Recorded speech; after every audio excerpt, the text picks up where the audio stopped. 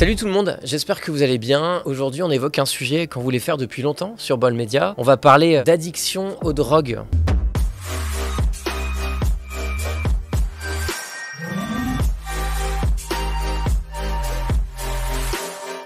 On va parler de cocaïne, d'héroïne, d'ecstasy, mais aussi d'alcool, avec un invité vraiment exceptionnel, et je le dis en pesant mes mots. Il s'appelle Philippe. Il est médiateur de santé pair, c'est-à-dire qu'il accompagne les personnes qui souffrent d'addiction grâce à son expérience, parce qu'il est lui-même ancien gros consommateur d'héroïne. Moi, je suis dans l'addicto depuis que j'ai commencé à consommer moi, donc j'avais 17 ans, et j'en ai 52. Moi, quand je consommais, il y avait beaucoup d'héroïne, et aujourd'hui, c'est beaucoup de cocaïne. Il va nous raconter évidemment son parcours, son expérience de l'addiction et comment il s'en est sorti en aidant les autres. J'ai tendance à m'occuper depuis très longtemps des personnes les plus touchées par l'addiction. On va découvrir aussi avec lui les nouveaux modes d'addiction, comme le chemsex notamment, une pratique qui associe sexe et drogue et qui explose littéralement en France. On parle beaucoup de chemsex depuis quelques années, avec une explosion de la consommation et de la pratique. Si vous aimez le contenu de Bol Media, évidemment, je vous encourage à mettre un pouce bleu et surtout à vous abonner à la chaîne. Excellente émission à vous.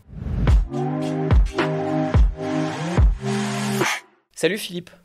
Bonjour Antoine. Merci beaucoup d'avoir accepté mon invitation ici sur la chaîne de Bol Media. Ça n'a pas forcément été simple de te faire venir parce que moi-même j'ai dû faire des choses et je vais en parler pendant l'interview pour que tu sois là. J'ai dû découvrir un petit peu le milieu de l'addiction ou en tout cas le milieu de l'accompagnement pour aider les gens à sortir des addictions.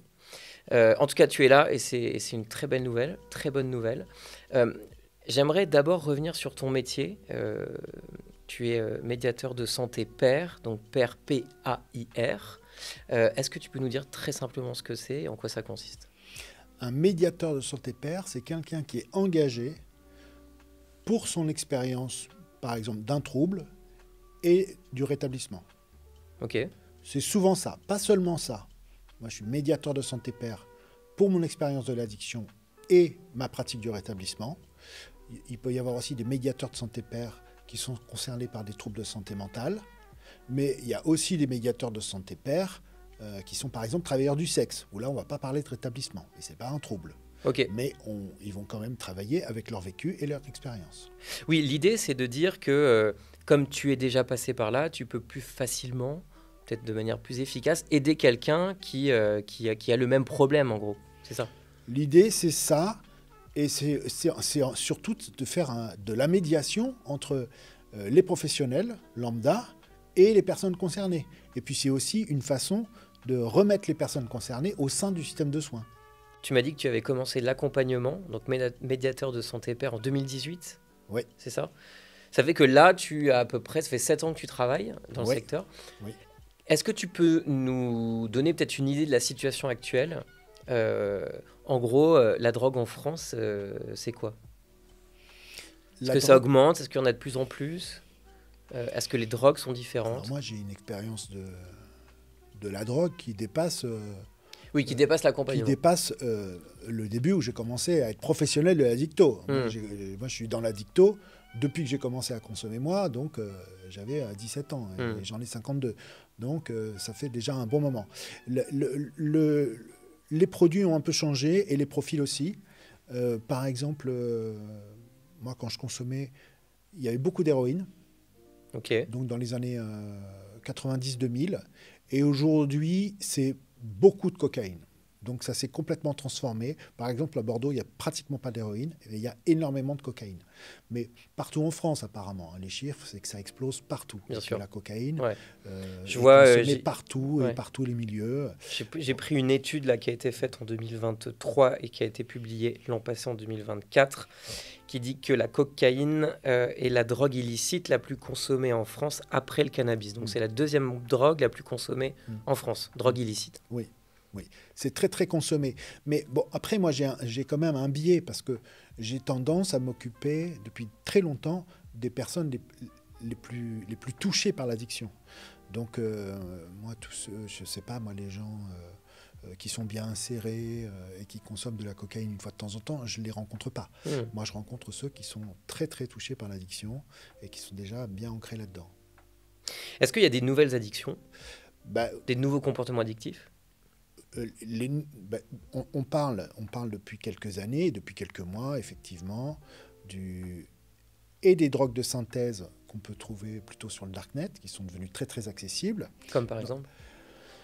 Comme par exemple, alors toutes les drogues sont devenues accessibles très facilement par Internet ou par des applications. Donc avant, il fallait trouver un dealer, donc un endroit où on vendait de la drogue ou d'avoir l'adresse d'un dealer. Maintenant, apparemment, sur les applications, on peut trouver toutes les drogues très facilement et se faire livrer, et c'est assez difficile à capter. Donc les drogues ont un peu changé, et puis bien sûr on parle beaucoup de chemsex depuis quelques années, avec une explosion de la consommation et de la pratique. Tu peux rappeler ce que c'est? Alors le chemsex, alors le chemsex, je vais essayer de le définir, mais il y a plusieurs définitions. Moi, quand je parle du chemsex, je parle de pratiques qui concernaient plutôt des gays et qui consommaient plutôt une drogue qu'on appelle de façon générique la 3-MMC. Alors aujourd'hui, on va toujours dire que c'est de la 3-MMC, mais en fait, la molécule, elle a dû être identifiée. Donc ils ont dû changer 20 fois de molécule depuis qu'on a commencé à en parler. On utilise toujours ce terme, et c'est un espèce de psychosimulant de synthèse, un peu comme de la cocaïne, mais en synthétique, et qui est beaucoup moins cher et plus accessible, mais qui occasionne d'autres dégâts. C'est-à-dire que quand c'est consommé, si c'est sniffé, ça brûle un peu les narines. Si c'est injecté et mal injecté, ça peut créer des abcès et des nécroses. Et c'est extrêmement addictif. Okay. Donc pour ceux qui pratiquent le chemsex, assez rapidement, ils peuvent tomber dans une consommation assez chronique avec des dégâts sociaux et physiques qui peuvent arriver assez rapidement. Okay. Donc ça, c'est des nouvelles pratiques. Alors aujourd'hui, on dit que ça ne concerne plus que le milieu homosexuel. Moi, ceux que je rencontre sont souvent homosexuels, mais c'est pas cantonné au milieu homosexuel. Aujourd'hui, ça s'est largement élargi. Ton accompagnement, il consiste en quoi? Ça dépend où. Mais pour les groupes de parole, mon accompagnement, c'est... libérer la parole. C'est libérer la parole. Et puis surtout, de créer un espace bienveillant où on peut dire et entendre les choses. Et en fait, c'est pas moi qui l'ai identifié, hein, c'est clairement identifié par plein de gens, et moi je reconnais ça. C'est-à-dire le fait que derrière les problèmes d'addiction, il y a une problématique de lien. Et qu'en fait, on met du produit là où on manque de lien. Et que si on arrive à restaurer le lien, le niveau d'addiction, il va baisser, voire disparaître. C'est quoi le lien, c'est-à-dire? Le lien, c'est la capacité de fonctionner avec les autres. Le lien, c'est la possibilité d'avoir des gens qui sont bienveillants et pour qui on est bienveillant. Ok. Donc ce serait l'isolement, en fait, qui amènerait vers un peu plus d'addiction? Oui, complètement. Complètement. Okay. Mais avant l'isolement, il peut y avoir de la maltraitance. C'est-à-dire une personne qui est très entourée, mais que de personnes qui la frappent tous les jours ou qui l'abusent tous les jours, bon, c'est pas forcément les bons liens. Donc effectivement, pour les personnes qui subissent des maltraitances ou des violences, ils vont avoir tendance à s'isoler et identifier l'autre comme une menace. Et donc l'idée, c'est de restaurer ça, de réparer le lien et de pouvoir remettre des liens bienveillants. Donc dans un groupe de parole où l'autre, au lieu de nous proposer du produit et de nous emmener consommer, il essaie de nous soutenir pour nous aider à nous en sortir, on restaure le lien. D'accord. Si l'autre arrive à entendre ce que je dis, jusqu'où j'ai été, si l'autre arrive à entendre mes hontes sans me juger, on peut restaurer le lien. Ok. En prison, ça doit être autre chose, forcément. C'est-à-dire que moi, je vais en prison depuis très longtemps, depuis plus de 15 ans. Et effectivement, j'ai animé des groupes de parole en détention depuis très longtemps. Et la parole ne se libérait pas du tout de la même façon. Au sein du programme pour lequel je travaille, c'est plus simple. Parce qu'il y a quand même une notion de groupe qui se crée et j'arrive à créer un environnement où on peut se faire confiance. Ça ne fonctionne pas à chaque fois, mais là, il y a un groupe qui vient de se terminer et ça a très très bien fonctionné. C'est sur une... Ça dure 3 mois. Ça dure 3 mois. Okay. Et là, ça a très bien fonctionné. Et ils ont pu dire des choses qu'ils n'avaient jamais dit à personne. Est-ce que la parole, c'est suffisant J'imagine que c'est la question que ceux qui nous écoutent sont peut-être en train de se poser. Mais ok, mais sortir d'une addiction, est-ce que c'est juste aller parler, etc. Évidemment, c'est bien plus que ça. Alors, moi, je pense pas que la parole soit suffisante. Mais si je reprends ce que je viens d'essayer d'exprimer, si on arrive à restaurer du lien, ça peut fonctionner. C'est-à-dire que moi, je m'occupe de personnes qui sont très concernées par l'addiction. On peut mesurer le niveau d'addiction. Donc les gens qui sont concernés par une addiction légère, je ne les rencontre pas et je ne m'en occupe pas. Pour celui qui est concerné par une addiction sévère, ça va être quasiment impossible d'y arriver seul. Donc il va falloir trouver un moyen de faire rentrer des gens là-dedans. De la famille, s'il y a de la famille bienveillante, mais ce n'est pas souvent, ou des nouveaux amis qui peuvent être soutenants et bienveillants, ou une association, ou un nouvel environnement, en tout cas un endroit où la personne pourra fonctionner différemment avec des gens différents et restaurer d'autres liens. Mais si on ne fait pas ce travail-là, et si la personne se dit ben voilà, je vais arrêter de consommer, et puis après je vais faire ma petite vie tout seul dans mon coin, ça a très très peu de chances de marcher. Il faut mettre quelque chose à la place, en fait. Quand on consomme un produit de façon chronique et quotidienne pendant des années, ça prend toute la place. Pour moi, par exemple, quand je consommais, le programme, il était clair. J'ouvrais un œil le matin et le projet, c'était trouver de l'argent, trouver du produit. Et tous les jours, ça se répétait. Si on arrête de faire ça, ça laisse un vide énorme. Donc si on ne sait pas quoi mettre à la place de ce truc-là, eh ben, ça laisse que du vide. On ne peut pas juste arrêter de consommer. Il faut remplacer par autre chose, quelque chose qui a du sens pour la personne. Ouais, et ça peut être quoi? Ben ça, c'est à chacun de trouver. C'est à chacun de trouver. Pour moi, le sens que j'ai trouvé, c'est d'essayer d'aider les autres. Mais ça peut être n'importe quoi d'autre. C'est à chacun de trouver. Mais pour moi, ça fonctionne mieux quand même si on arrive à restaurer du lien, à remettre du lien. Si on ne fait pas ça, c'est très compliqué. Et c'est difficile à faire parce que pour la plupart des gens qui sont concernés par l'addiction, soit ils se racontent qu'ils sont des solitaires chroniques, soit ils se disent il vaut mieux que je me débrouille tout seul parce que ça va être trop dur avec les autres. Donc c'est un vrai effort d'apprendre à fonctionner avec les autres. C'est pas quelque chose de naturel. Alors est-ce que toi tu peux justement, tu as commencé à en parler, est-ce que tu peux nous raconter un peu ton parcours, comment toi tu es tombé dans l'addiction?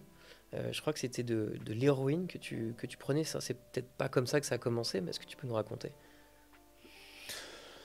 Moi,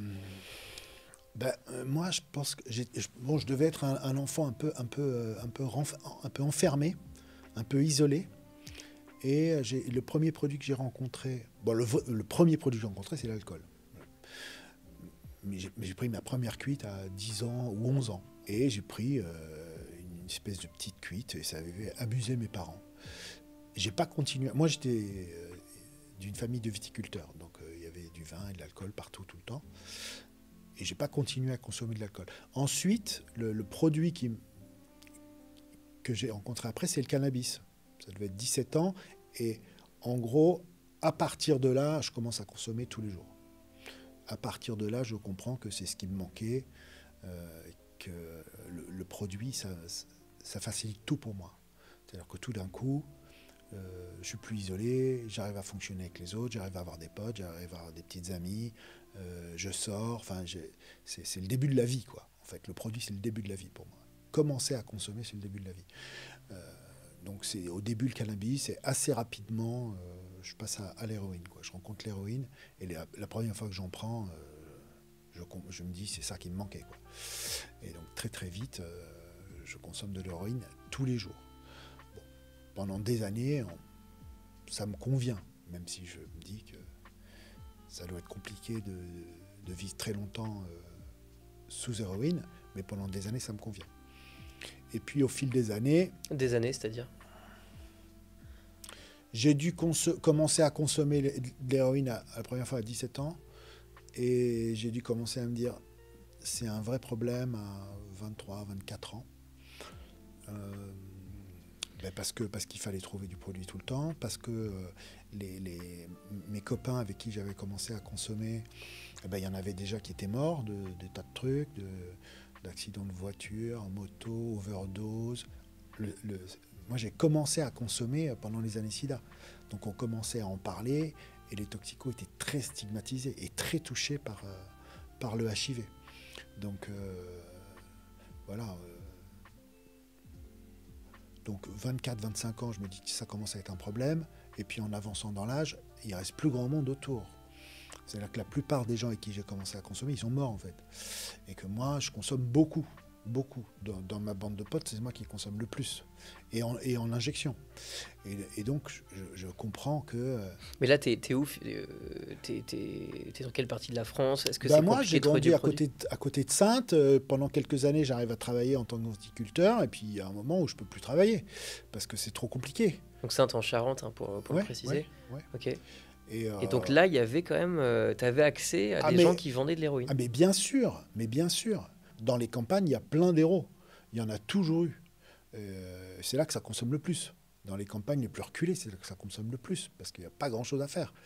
Donc, voilà. Là, dans ces endroits-là, oui, il y avait de l'héros, il y avait de la cocaïne. À mon époque, c'était beaucoup héros. Mais eux, il y en avait partout. Et donc là, tu as 23, 24 ans, et là, tu commences à te dire, ça commence Un à peu être un plus tard, problème. 25, 26, 27, ça commence à être un problème et je cherche la sortie, mais je trouve pas. Pourquoi tu te dis ça commence à être un problème? Eh ben parce que déjà, ça coûte cher. Tu fais comment pour trouver ça, là, pour acheter ça? En fait, si on est concerné par une addiction, les moyens, on les trouve. C'est-à-dire que la fin, on va dire que la fin justifie les moyens, ouais. et que tout d'un coup, on trouve des ressources incroyables pour trouver le produit, parce que ça devient le but de notre vie. Donc il en faut, on trouve l'argent, soit on revend, soit enfin on se débrouille. Le but de ta vie, ça veut dire que c'est une obsession quasiment. Ah, Ça mais... devient une obsession. Pour bien comprendre jusqu'où va en fait Ah oui, alors la puissance de l'addiction. C'est très bien que tu prononces le mot, parce que peut-être j'allais l'oublier, mais effectivement, c'est une obsession qui dure, je ne sais pas quand ça a commencé, mais je me rappelle quand ça s'est arrêté. Ça a dû commencer avant la vingtaine et ça s'est arrêté à la trentaine. C'est-à-dire que dès que j'avais un œil ouvert, c'est comment je vais faire pour trouver du produit. Et ça ne s'est arrêté jamais, même quand j'en avais. Donc effectivement, je ne pensais qu'à ça tout le temps. Parce que quand on devient addict, le cerveau fait en sorte que ce soit sa principale préoccupation. Et puis pour l'héroïne, il y a un syndrome de manque, donc si on n'en a pas, on ne va rien faire. Hein. C'est foutu. Hein. Parce qu'on va être malade plusieurs jours. Voilà. Malade, c'est-à-dire c'est... Alors pour l'héroïne, ça va être des sueurs, des tremblements, on a mal au ventre. Enfin, on n'est pas très opérationnel. Ok. Alors, dans l'imaginaire des gens, quand on dit drogue dure, on pense à l'héroïne ou à la cocaïne. Mais d'abord héroïne. C'est-à-dire que dans l'imaginaire des gens, c'est le pire du pire. Alors qu'en fait, le pire du pire, c'est l'alcool. Ouais. C'est-à-dire que le manque d'héroïne, on va être malade, on va pas être bien, mais on risque pas grand-chose. Quelqu'un qui est très accroché à l'alcool et qui vit un syndrome de manque, il peut en mourir. Si on parle de la crise de délirium très mince, les gens ont entendu ce mot-là, ou les éléphants roses, on a entendu parler de l'histoire des éléphants roses. En fait, la crise de délirium très mince, c'est une crise d'hallucination ultra violente qui peut conduire à la mort. Donc la drogue la plus dure et le manque le plus dur, c'est le manque d'alcool. Tout le monde n'est pas concerné. Il y en a qui vont consommer pendant des années, qui n'ont jamais de syndrome de manque, et d'autres qui le retrouvent tout le temps. Mais pour ceux qui sont concernés, c'est très très violent. Le manque d'héroïne, c'est pas très agréable, mais ça passe. Mais quand on est habitué à avoir du produit, on n'a pas envie de vivre sans. Hein. Oui, bien sûr. Donc on pense qu'à ça. Et moi, je pensais qu'à ça. Et voilà, donc j'ai cherché des solutions sans en trouver. J'ai essayé d'arrêter, je n'y arrivais pas. Quand tu dis que ça coûte cher, tu te rappelles combien ça te mais je me rappelle coûter très par bien. mois ou même par jour? Alors, je me rappelle très bien que quand j'ai commencé à consommer, on disait que l'héroïne, ça coûtait 1000 francs le gramme. Ok. C'était dans les années 90. Bon, moi, ce que je consommais, ça coûtait autour de 600 francs le gramme. Ça veut dire à peu près 100 euros. Aujourd'hui, on trouve des grammes d'héroïne entre 10 et 20 euros. Ah ouais. Donc Incroyable. le prix a été divisé par 5. Peut-être que la qualité aussi, mais en tout cas, le prix a été divisé par 5. Et entre-temps, il y a eu l'inflation. C'est-à-dire qu'on ne gagnait pas autant d'argent à l'époque que maintenant.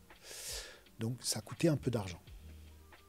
Et la cocaïne, ça devait être à peu près le même prix. C'était autour de 600 francs le gramme. Et il te fallait 1 gramme par jour, j'en sais rien. Et il me fallait, oui, autour d'1 gramme par jour, entre un demi-gramme et 1 gramme quand je tournais au minimum. Donc c'était 600 francs par jour, globalement. On peut le dire comme ça, mais c'est pas aussi simple. Si on peut acheter des plus grosses quantités et puis tenir plus longtemps, le gros truc de l'époque, ça existe encore, c'était d'aller en Hollande pour se servir et ramener un peu pour les autres. Donc il y avait tout le temps des allers-retours entre la France et la Hollande. Et je ne sais plus combien ça valait le gramme là-bas, mais c'était 100 ou 150 francs le gramme, un truc comme ça. Ouais, donc c'était beaucoup moins cher. Ouais. Ouais. Ok. Donc oui, mais quand on consomme, bon, on trouve les moyens. Est-ce qu'il y a un déclic?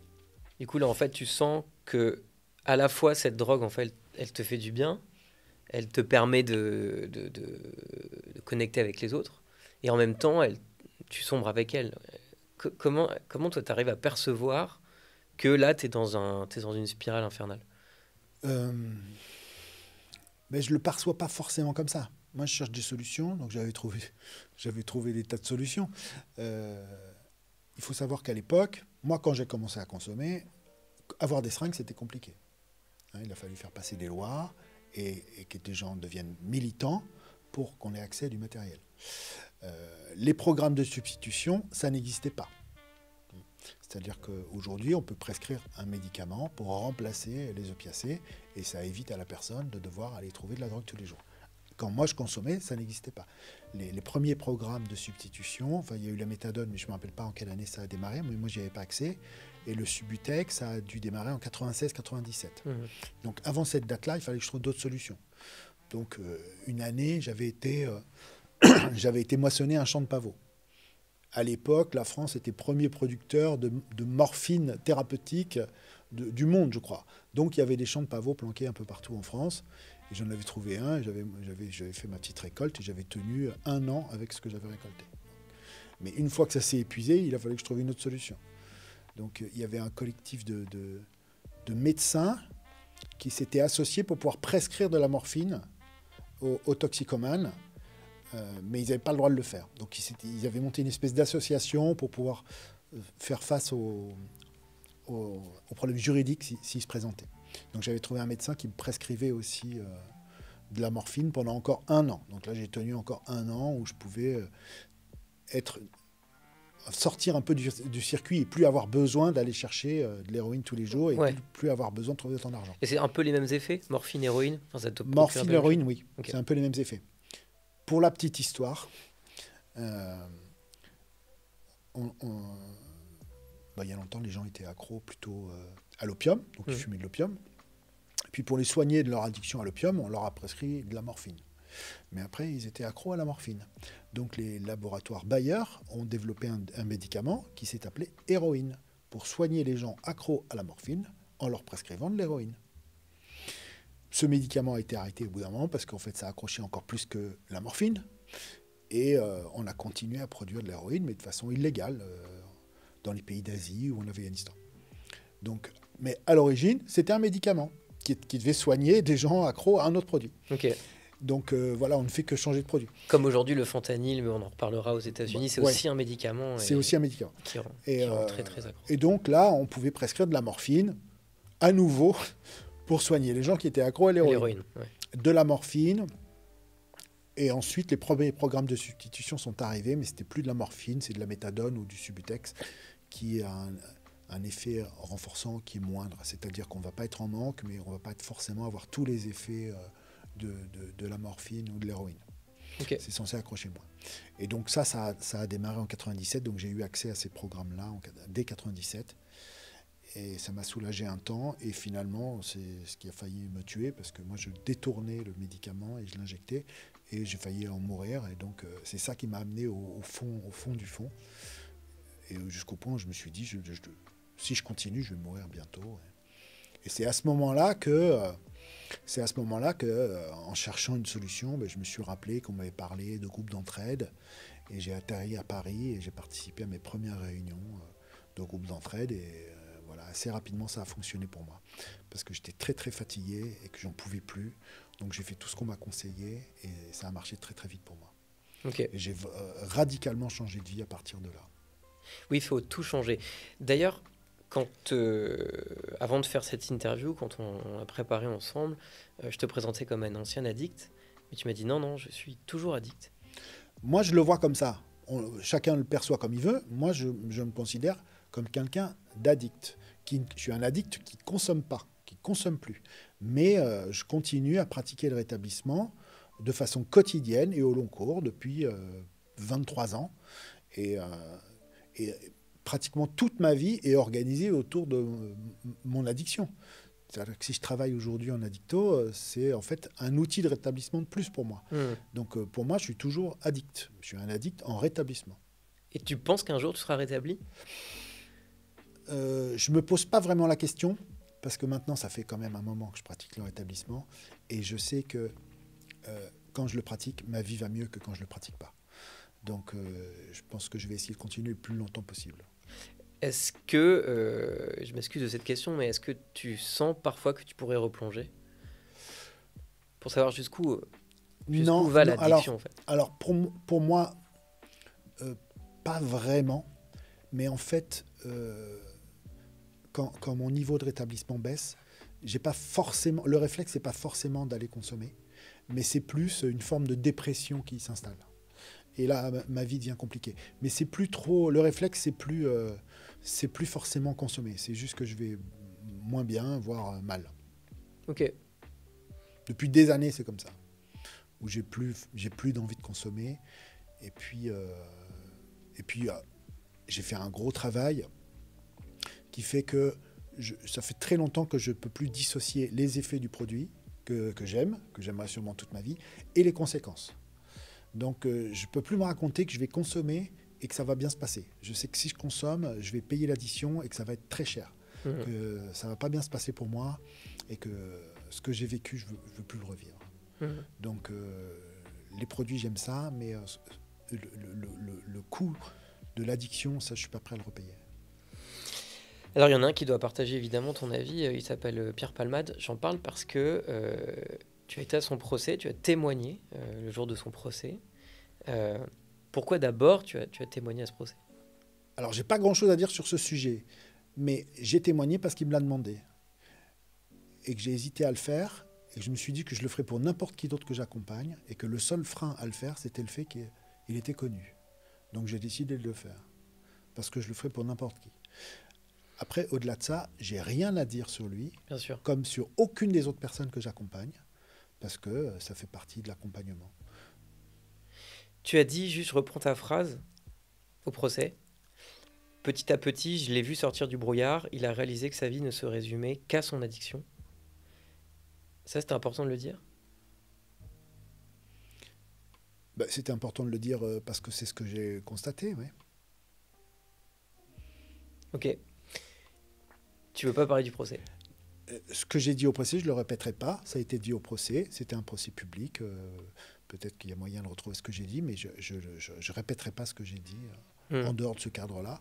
Et si ça intéresse quelqu'un, il faut le demander à la personne concernée, comme pour n'importe quelle autre personne que j'accompagne.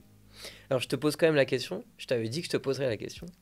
Et tu m'avais dit, je suis embêté avec ça parce qu'il y a une notion d'anonymat qui est très importante sur les gens que tu accompagnes, que donc tu respectes. Et ça, c'est quelque chose que tu voulais aussi dire, c'est que quand on va dans des groupes de parole, l'anonymat est capital. Oui, il y a l'anonymat, mais il y a aussi la confiance. Si toi, tu allais chez un psy et qui un raconte psy ce que et je que raconte. j'allais lui poser des questions pour en faire un article, tu te dirais, mais qu'est-ce que c'est que ce psy? Bien sûr. C'est la même chose. Ouais.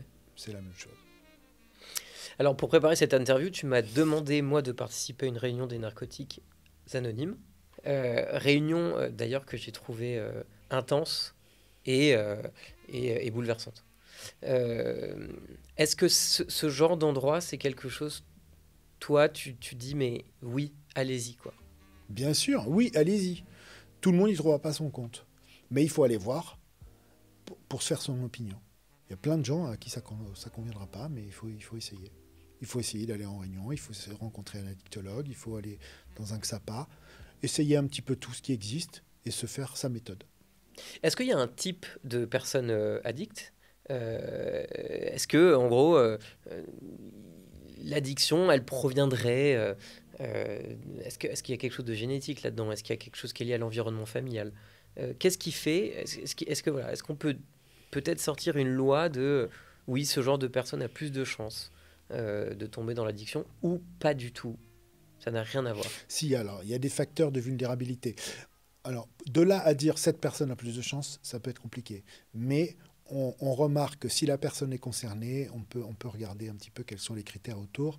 Et bon, il y a une théorie qui base ça sur 3 critères. Le premier critère, ça serait la personne, ce qui nous constitue. Hein. Qu'est-ce qu'on a comme personnalité? Donc, ça voudrait dire avec nos vulnérabilités, avec notre vécu, notre histoire. Le deuxième critère, ça serait l'environnement. Dans quel environnement on évolue? Est-ce que autour de nous, il y a de la consommation tout le temps? Est-ce que la consommation elle est totalement banalisée? Et le troisième critère, ça serait le produit et la rencontre avec le produit. C'est-à-dire rencontrer le produit qui nous correspond à nous. Donc j'aime bien donner des exemples pour illustrer ça. On peut imaginer que quelqu'un qui grandit dans une famille ultra maltraitante, au milieu de gens qui consomment toute la journée toutes sortes de produits, et que la personne rencontre un produit et qu'en plus le produit lui plaise, il y a de grandes chances pour qu'elle devienne addicte. Donc il y a quand même un facteur de vulnérabilité personnelle et d'environnement. Et pour la rencontre avec le produit, on peut aussi, alors tu as parlé de la crise des opioïdes, c'est un exemple que je donne souvent. On voit qu'aux États-Unis, des petits retraités qui ont eu une vie sympa, qui n'ont jamais trop consommé, et bien, si on leur propose du fentanyl pour régler une histoire de douleur chronique, et bien, ils vont devenir accros au fentanyl. Et ça se termine avec des vagues d'overdose partout aux États-Unis, et je ne sais plus combien de centaines de milliers de morts aujourd'hui. Ouais. Et là, en l'occurrence, ce n'est pas lié ni à l'environnement, ni à la personne, mais au produit. Exactement, parce que la rencontre avec le produit, elle est tellement forte, le produit est tellement efficace, que même sans les critères d'environnement ou de vulnérabilité personnelle, eh ben, ça match. Mais si on rassemble les 3 critères, là, effectivement, les gens risquent d'être plus concernés. D'ailleurs, pour ceux que j'accompagne au CARUD, beaucoup vivent à la rue, beaucoup sont des ultra précaires qui ont subi des tas de violences. Et pour ces personnes-là, elles ont quand même beaucoup plus de chances d'être addictes, et notamment addictes au crack. Donc c'est un produit qui est très très présent dans ce genre de milieu. Voilà.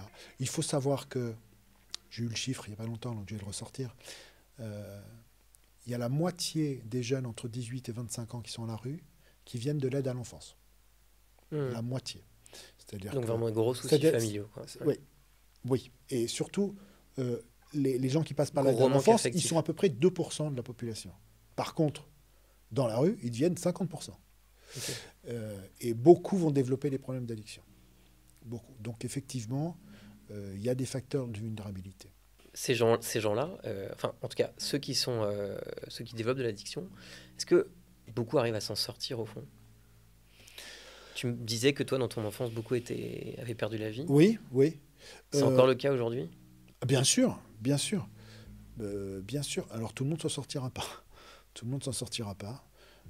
Moi, j'estime comme ça que dans tous ceux que je rencontre, mais encore une fois, je rencontre ceux qui sont vraiment très concernés par l'addiction, j'estime qu'il y a à peu près entre 1 et 5% de tous ceux que je rencontre qui vont complètement arrêter. Pour les autres, soit il va falloir trouver une façon de fonctionner avec la consommation en essayant de minimiser les dégâts, soit ils vont mourir des conséquences de l'addiction. Donc ça fait quand même un gros pourcentage. Ouais, et puis ça fait du coup très peu de ceux qui peuvent s'en sortir. Alors, enfin, c'est pas parce qu'on n'arrête pas complètement qu'on s'en sort pas. Hein. Il y en a qui vont trouver une espèce de façon de fonctionner avec le produit, ou de changer de produit, ou de basculer plutôt sur des médicaments, ou de réussir à consommer moins. Il peut y avoir des tas de façons de minimiser les dégâts de l'addiction, sans arrêter complètement. Des groupes de parole comme les narcotiques anonymes, c'est quelque chose qui arrive en France il y a pas vraiment longtemps. C'est vraiment un concept américain, ça? les groupes de parole. Alors, il y a eu des tentatives aux États-Unis, en France, de groupes d'entraide. Je ne vais pas faire le détail de tout ce qui a existé. On va parler des grandes lignes. Des grandes lignes qui sont importantes pour moi. 1935, les premiers groupes alcooliques anonymes. Il y a un mec qui s'appelle Bill et un mec qui s'appelle Bob. Ils sont alcooliques tous les deux. Il y en a un qui est médecin. Et ils n'arrivent pas à arrêter de consommer. Et un jour, ils se disent, on va passer la journée ensemble, on va essayer de s'entraider à ne pas consommer. Et ils passent la journée sans consommer. Donc le lendemain, ils se disent, on va essayer d'en trouver un troisième. Et ils disent autre chose. Ils disent, à une époque où les alcooliques sont très très maltraités, extrêmement stigmatisés, où on les traite comme des pervers, ou des gens qui n'ont pas de volonté, ou qui font exprès de se faire chier le monde, eux ils disent, non, en fait, on a une maladie. Ça s'appelle la maladie de l'alcoolisme, mais on peut se rétablir. Ils lancent cette idée de rétablissement, qui est hyper intéressante et qui vient des gens concernés, qui ne vient pas des médecins. Ils étaient plutôt maltraités par les médecins. Donc eux, ils lancent ce mouvement-là. Ils disent qu'ils sont concernés par une maladie, mais qu'ensemble, ils peuvent se rétablir. En s'entraidant et en se soutenant les uns les autres, ils peuvent se soutenir. Ils peuvent réussir à fonctionner sans consommer et avoir une vie qui vaut la peine d'être vécue. Aux États-Unis, ça explose très très rapidement. Donc il y a des réunions partout. Dans les années 50, il y a d'autres groupes qui émergent qui s'appellent Narcotiques Anonymes, parce que chez les alcooliques anonymes, en fait, il y avait des gens qui consommaient d'autres produits, qui consommaient des drogues, et qui faisaient une petite gymnastique pour que ça fonctionne. Mais en fait, il y a un moment, ils ont dit, ben non, on va parler de tous les produits, on va ouvrir des fraternités pour les gens qui ne consomment pas que de l'alcool. Donc là, il y a Narcotiques Anonymes. Ça arrive en France en 1982, un truc comme ça. Mais c'est marginal pendant très très longtemps. Très longtemps. Parce que comme c'était des programmes américains où on prononçait le mot Dieu, en France, ça passait pas du tout. C'est-à-dire que dès qu'on disait le mot Dieu, en France, ça coinçait, quoi. Donc ça a eu beaucoup de mal à se développer. Aujourd'hui, ça s'est extrêmement développé. Et donc il y a des réunions partout. Et puis il y a des réunions en ligne, donc c'est assez accessible à tout le monde. Voilà. Il y a cette histoire de mot Dieu. Il pourrait y avoir des groupes de parole sans le mot Dieu. On pourrait imaginer autre chose, mais pour l'instant, ça n'existe pas. Donc les seuls groupes de parole largement diffusés, c'est les Narcotiques Anonymes, Alcooliques Anonymes, il y a aussi Vie Libre, Croix d'Or, mais qui sont moins présents sur le territoire. Ok. Est-ce que toi, tu as des espoirs pour le futur dans le traitement des addictions ? Moi, mes espoirs... j'ai travaillé pour une structure qui s'appelle Un chez soi d'abord. Ça, c'est très intéressant comme structure. Je peux raconter cette histoire ? Ouais, vas-y. Ok. Alors, Un chez soi d'abord, c'est un truc qui démarre à Marseille avec un psychiatre qui faisait de la psychiatrie de rue. Okay. Et il s'aperçoit que soigner des psychotiques qui sont SDF, c'est compliqué. Donc, il rentre dans un immeuble et il s'installe. Ils ouvrent une espèce de squat thérapeutique, en hébergeant les gens qui sont à la rue et en les soignant. Et puis voilà, ça démarre comme ça. Et puis il y a Roselyne Bachelot qui vient visiter ce truc-là et qui dit « Mais c'est génial ce que vous faites, on va lancer l'expérimentation Un chez soi d'abord France ». C'est-à-dire un appartement et un accompagnement proposé à des personnes psychotiques. Et on regarde ce qui se passe. Et on lance 4 ans d'expérimentation. Et on s'aperçoit au bout de 4 ans, ceux qui rentrent chez soi d'abord, ils sont tirés au hasard. On édite des profils et on les tire au hasard. 1 sur 2 rentre chez soi, l'autre, il continue sa vie comme avant. Et on s'aperçoit au bout de 4 ans que ceux qui sont rentrés chez soi d'abord, ils vont bien. Ils ont une vie sympa. Et en fait, ils n'ont pas coûté plus cher que celui qui reste dehors. Parce que celui qui reste dehors, il a navigué entre le 115, les urgences psychiatriques, la prison, l'hôpital, la rue. Et qu'en fait, celui qui est resté dehors, il va très mal, et il n'a pas coûté moins cher que celui dont on s'est occupé. Donc cette expérimentation démontrait que ça ne coûte pas moins cher de s'occuper des gens que de ne pas le faire.